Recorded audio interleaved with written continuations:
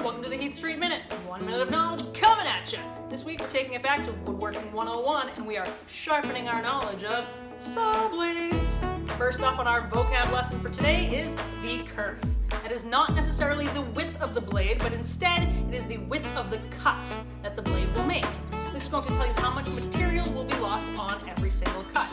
Thin kerf blades require less power from your saw because they're going to remove less material, but you might get a little bit of wobble.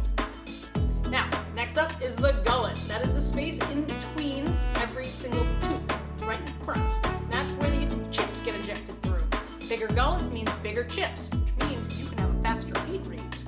Now, going hand in hand with the gullet size is TPI, or teeth per inch. Low TPI gives you good rib cuts. High TPI is good for cross cuts.